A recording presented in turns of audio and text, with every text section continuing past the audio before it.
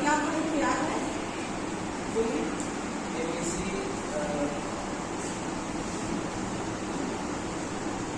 MEC पूंजी की वह उत्पादन क्षमता होती है जिसको उत्पादनकर्ता एक अतिरिक्त इकाई के रूप में प्रयोग करता है और इससे मिलने वाले परिणाम को अपने लागत से माइनस करके प्राप्त करता है। ठीक है, तो जितना एमईसी होगा उसके हिसाब से रेट ऑफ इंटरेस्ट होगा।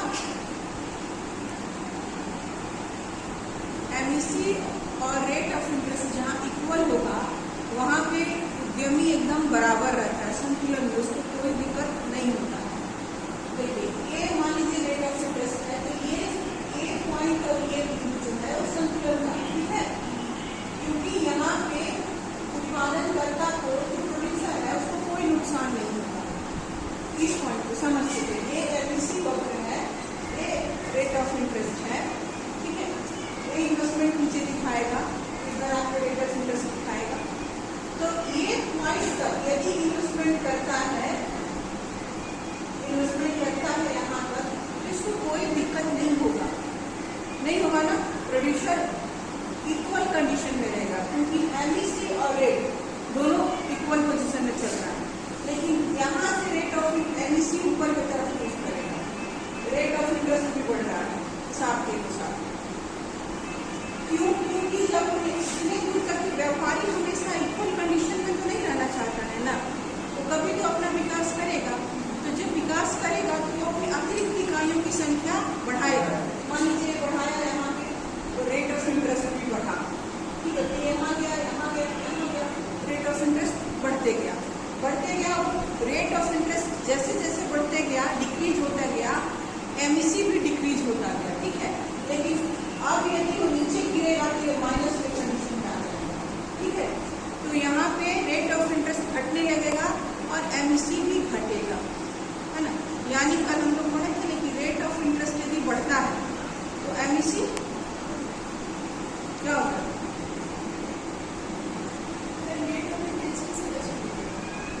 रेट ऑफ इंटरेस्ट ही समझ में नहीं आया, जब तक बड़ा मुश्किल काम है। अभी तो रेट ऑफ इंटरेस्ट बता नहीं रहे। देखिए रेट ऑफ इंटरेस्ट वो होता है ब्याज की दर, अब समझ में आया होगा हिंदी में, तो ब्याज की दर, ब्याज की दर जब बढ़ता है तो इन्वेस्टर इन्वेस्टमेंट बढ़ाता है, ठीक है, क्योंकि उससे क्या है कि उसका प्रोडक्शन बढ़ेगा ना।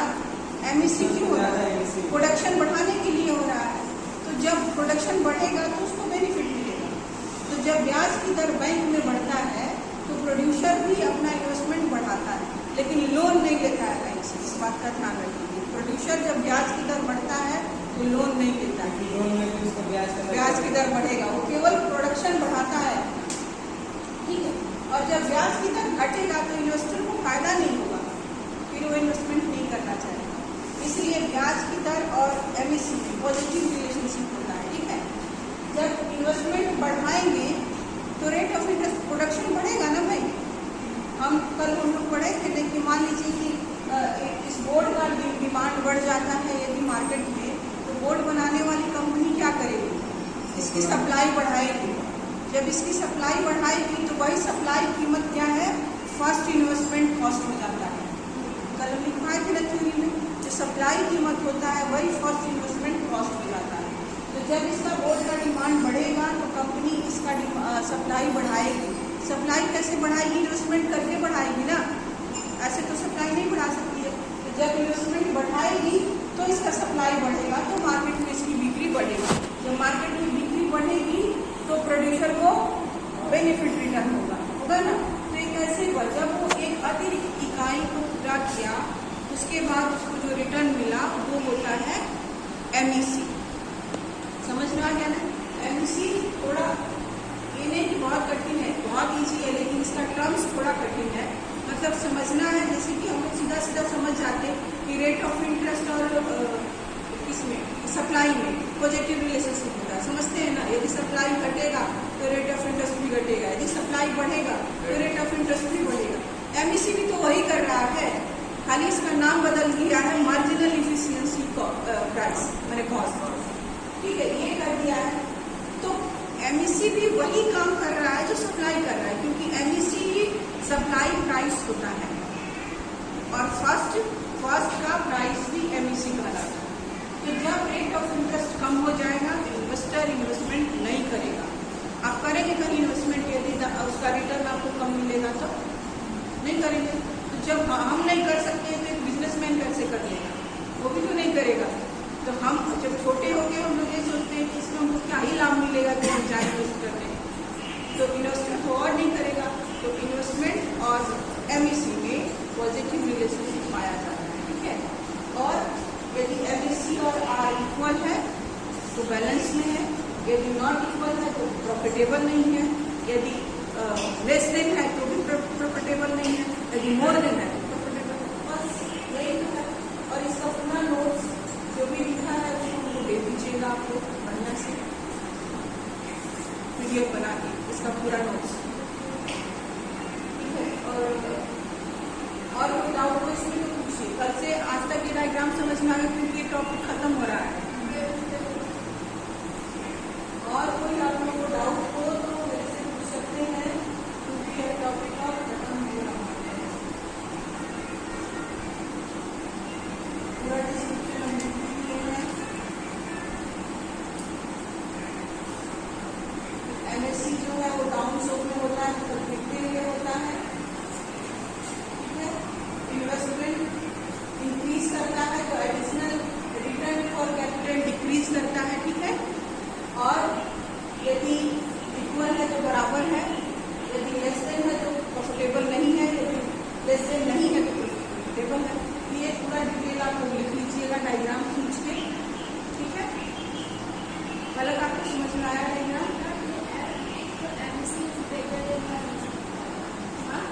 एमएससी ग्रेटर रहेगा तो आर इन्वेस्टमेंट प्रॉफिटेबल कैसे होगा?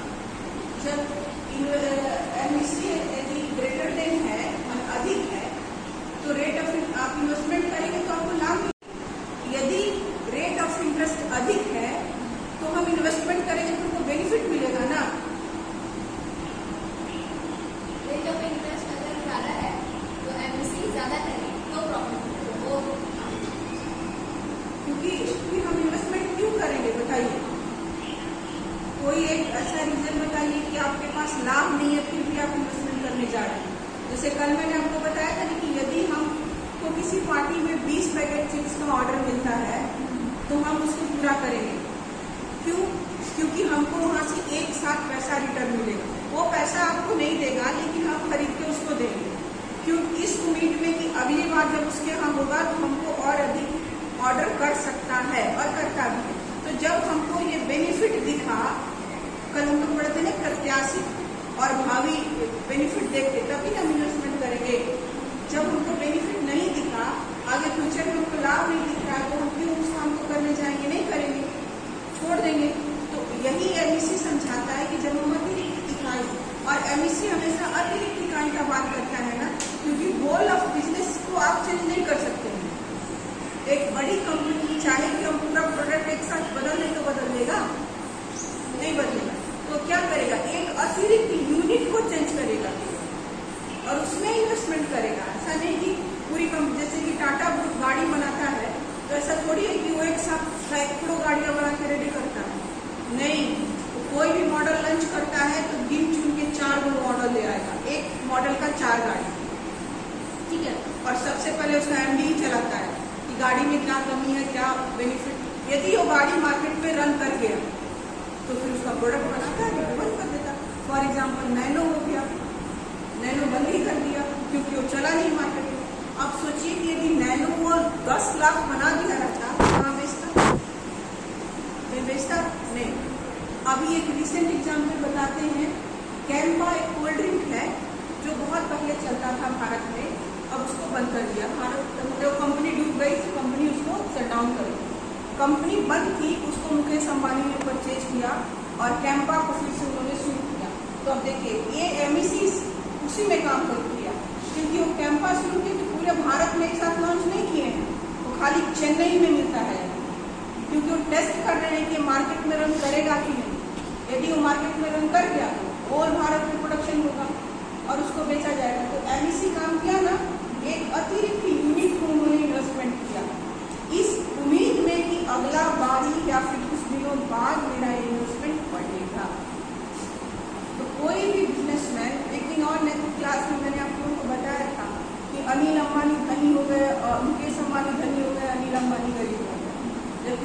दोनों को बराबर मिला।